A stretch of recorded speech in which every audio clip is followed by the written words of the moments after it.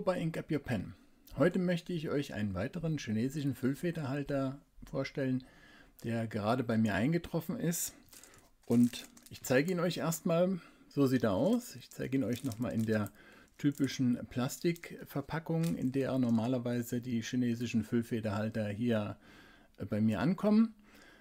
Und dann wollt ihr sicher wissen, wie er heißt. Das fällt mir recht schwer, weil schon der Hersteller bzw. der Verkäufer verschiedene Namen angibt.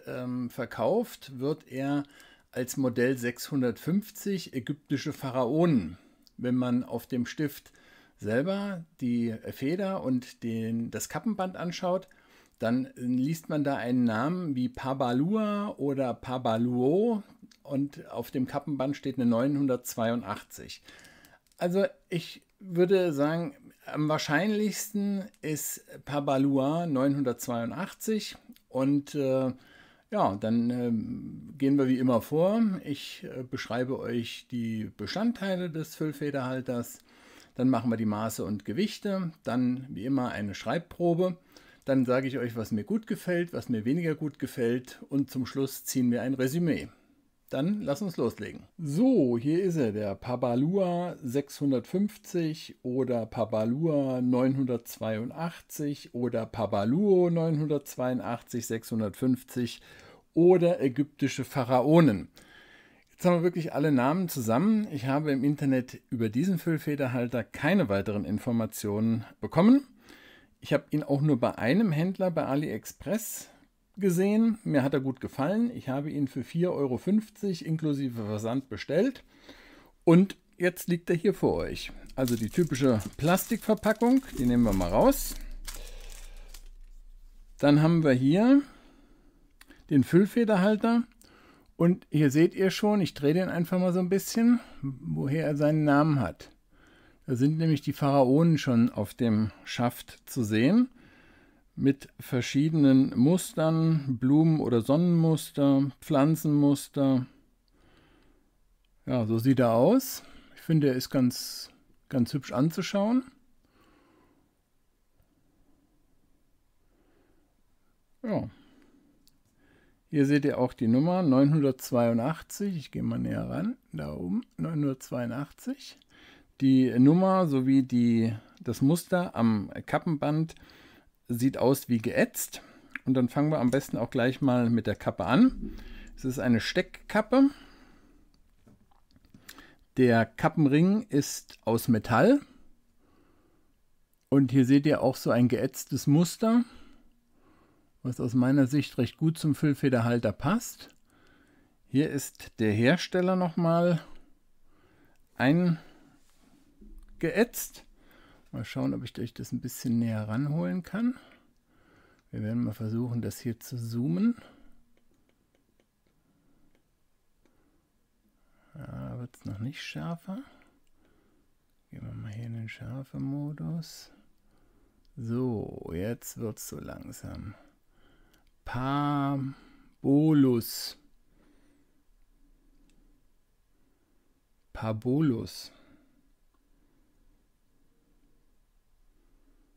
Oder Paboluo. Also ihr könnt selber miträtseln, was es denn bedeuten könnte.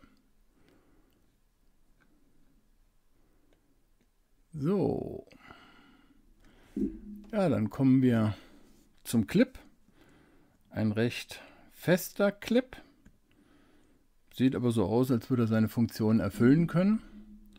Hier ist noch so ein Ornament dran, wie wir es vom Jinhao 750 kennen. Kann aber nicht sagen, ob der damit was zu tun hat. Ja, Gold-Schwarz, klassischer Füllfederhalterfarben oder klassische Füllfederhalterfarben. Der Blick hier rein. Wir nehmen nochmal eine Taschenlampe zur Hand.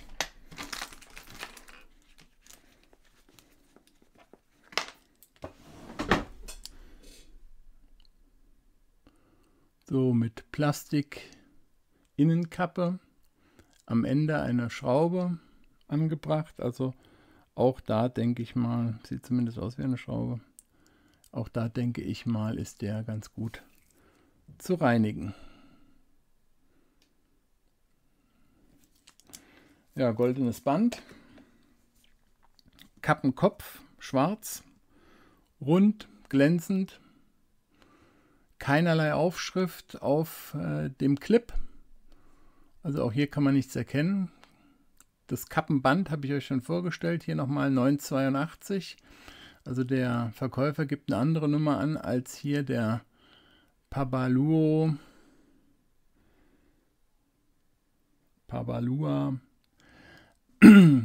Interessant ist, wenn ihr euch die Schrift mal anschaut, dass ich eine gewisse Ähnlichkeit zur Marke Picasso festgestellt habe.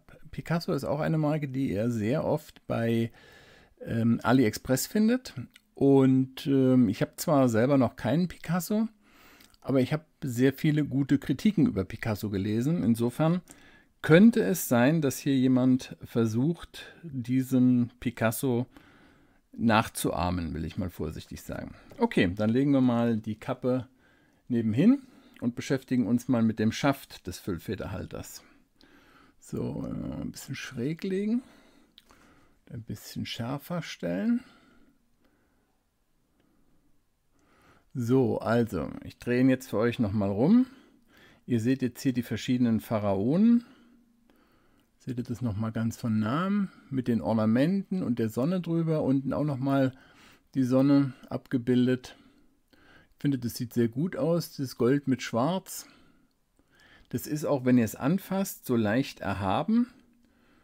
Und ja, fühlt sich auch ganz gut an. Also ist nicht, ich sag mal, nur aufgemalt oder aufgebracht, sondern ist so ein bisschen, nicht reliefartig, aber zumindest ein bisschen erhaben. Die ganze Geschichte hier, das ganze Design. Jetzt habe ich das richtige Wort gefunden. Ja, so sieht er aus. Jetzt sind wir einmal rum. Die Kappe auch klassisch schwarz, auch nichts Besonderes, was man jetzt hier erwähnen sollte. Dann kommen wir auch mal zum Griffstück. Das Griffstück ist im Gegensatz zum Rest des Füllfederhalters wie Kappe und Schaft, die sich metallisch anfühlen, werden auch so vom Verkäufer angegeben, scheint mir das Kunststoff zu sein. Ich werde es auch mal rausschrauben. Da kommt auch gleich der Konverter zum Vorschein, auf den kommen wir gleich zu sprechen. Ihr seht es auch hier am Gewinde. Das sieht alles aus wie Kunststoff und wird auch Kunststoff sein. Deswegen denke ich mal, der Rest ist Metall. Auch dieses Abschlussstück am Griffstück ist aus Metall, das goldene hier. Und ja, hier vorne zur Feder können wir noch mal was sagen. Da seht ihr noch mal denselben Schriftzug drauf. Ich finde, das ist ganz schön gemacht.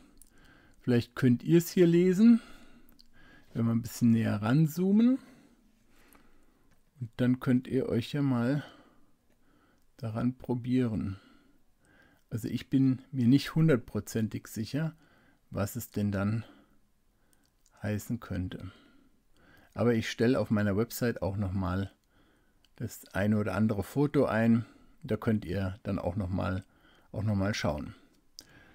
Ja, so viel zum Griffstück. Der Tintenleiter, typischer Tintenleiter mit Lamellen, nichts Besonderes. Die Feder, wie gesagt, mit dem Hersteller oder Modellnamen. Zum Konverter, den nehmen wir auch mal raus, legen wir das mal an die Seite. Sieht aus wie ein typischer chinesischer Konverter. Und jetzt ist es eigentlich interessant und deswegen bin ich auch drauf gekommen, wenn ihr dieses Band hier seht und die Farbgebung. Hier habt ihr nochmal den Hersteller drauf oder das Modell oder was auch immer. Das Chinesische kann ich nicht lesen. Vielleicht kann das ja einer von euch, dann könnt ihr mich berichtigen. Auch hier dieses Logo. Dann denke ich mal, hat sich hier einer die Picasso-Modelle sehr gut angeschaut und ist dann zu einer ähnlichen Konstruktion gekommen. Ansonsten der Konverter gibt nicht viel her. Sieht aus wie einer von vielen chinesischen Modellen. Okay, das waren die Bestandteile. Ich kann sie euch hier alle nochmal herlegen, dann könnt ihr sie nochmal im Einzelnen betrachten. Und im nächsten Schritt würde ich dann zur Schreibprobe kommen, bevor ich euch dann erzähle, was hat mir gut gefallen, was hat mir weniger gut gefallen und wir dann das Resümee ziehen. Kommen wir nun zur Schreibprobe. Ich habe mich für eine sehr klassische Tinte entschieden. Die passt eigentlich auch gut zu einem klassischen Füllfederhalter, habe ich mir gedacht.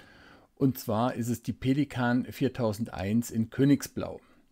Aber kommen wir erstmal zum Füllfederhalter. Es handelt sich möglicherweise, muss man ja sagen, um den Parbalur.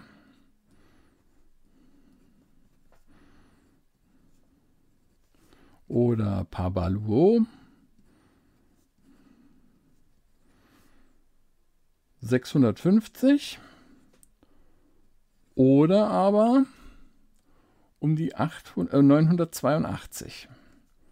So, es macht es nicht leichter, aber ägyptische Pharaonen. Das ist auch nochmal ein Stichwort, wenn ihr den bei AliExpress sucht.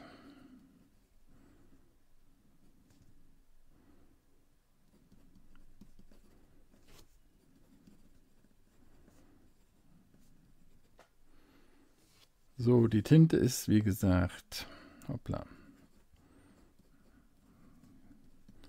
Pelikan 4001 Königsblau.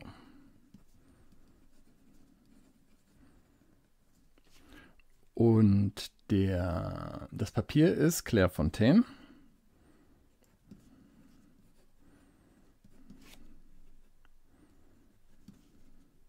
DCP 160 Gramm. So, nachdem ich ihn mit Tinte befüllt habe, habe ich ihn auch gewogen und ich bin auf 38,8 Gramm gekommen. Das, denke ich, ist schon ein recht schwerer Füllfederhalter. Er liegt gut in der Hand. Ohne Kappe misst er 12,5 cm, also so wie ich ihn jetzt hier in der Hand habe, sind es 12,5 cm. Mit Kappe sind es 14,3 cm und die Kappe, die lässt sich auch aufstecken. Das zeige ich euch jetzt hier nochmal. Also die hält dann auch fest, da gibt es kein Problem, die steckt auch fest drauf. Dann misst er 16,4 mit aufgesteckter Kappe. So, dann werden wir mal loslegen und ihr könnt mal zuhören, wie der Stift hier über das Papier gleitet.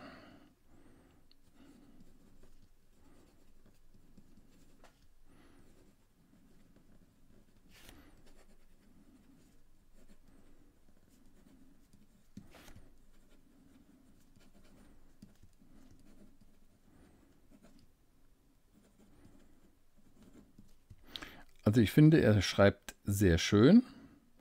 Vom Schriftbild her, denke ich, sind wir bei einer mittleren Feder. Schauen, ob wir etwas Variation herausbekommen.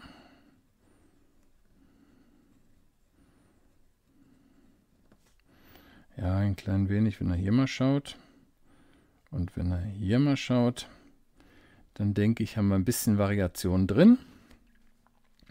Ich glaube, er ist auch wie eine mittlere Feder entsprechend feucht. Seht ihr hier auch. Gefällt mir ganz gut. Er liegt gut in der Hand. Das Griffstück ist griffig, erinnert mich ein bisschen an den X450 von Jinhao. Kann aber nicht sagen, ob es daher entliehen ist oder ob das die Basis bildet. Das vermag ich alles nicht einzuschätzen, weil wie gesagt, ich bin mir ja über auch den Hersteller nicht im Klaren. Dann versuchen wir nochmal schnell zu schreiben. Jetzt haben wir erstmal einen Moment offen gelassen. Mal gucken, ob er gleich beim Ansetzen wieder schreibt. Ja.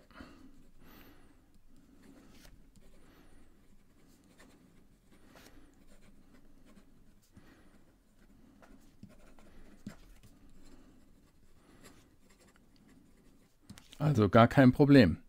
Er schreibt ganz hervorragend. Muss man wirklich sagen. Es ist angenehm, mit diesem Füllfederhalter zu schreiben. Jetzt werden wir nochmal verkehrt herum schreiben. Mal schauen, was er da macht.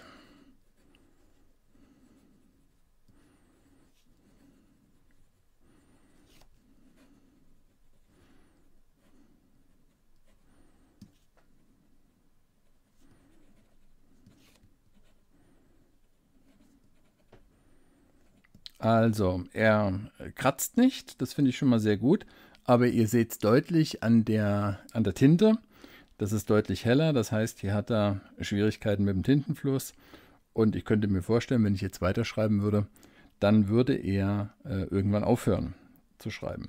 Aber das ist ja eigentlich auch nicht die Regel, dass man verkehrt herumschreibt.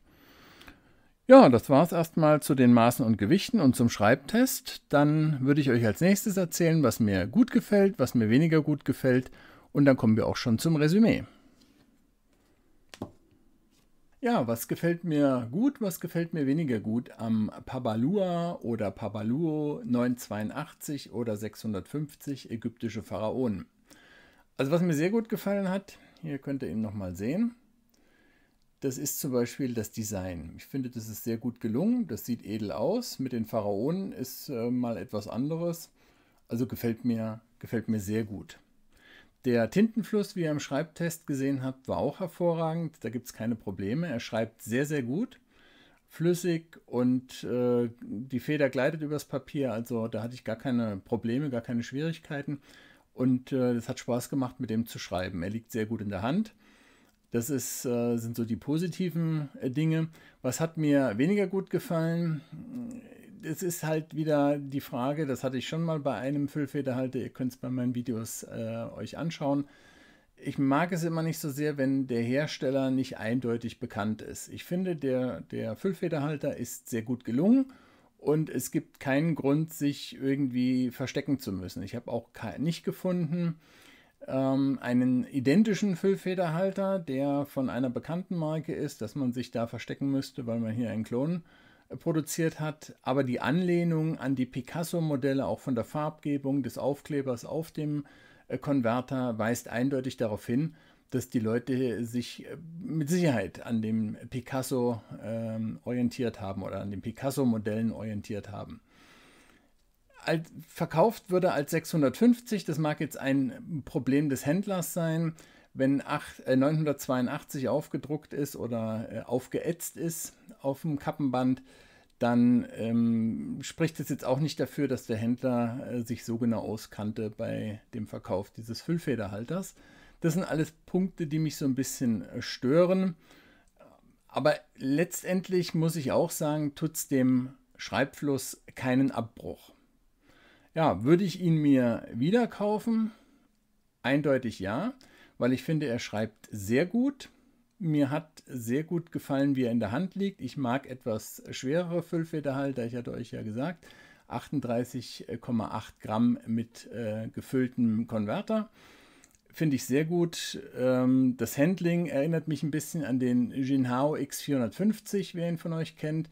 Auch da werde ich nochmal bei Gelegenheit ein Langzeit-Review einstellen, weil ich den schon einige Jahre in Gebrauch habe. Und das ist für mich so ein Brot- und Buttermodell von Jinhao. Da kann man auch nichts falsch machen. Ähnlich sehe ich es hier mit dem Modell. Ich zeige euch nochmal. Könnt ihr euch nochmal anschauen. So, drehen wir nochmal ein bisschen, dass ihr auch nochmal das Design seht.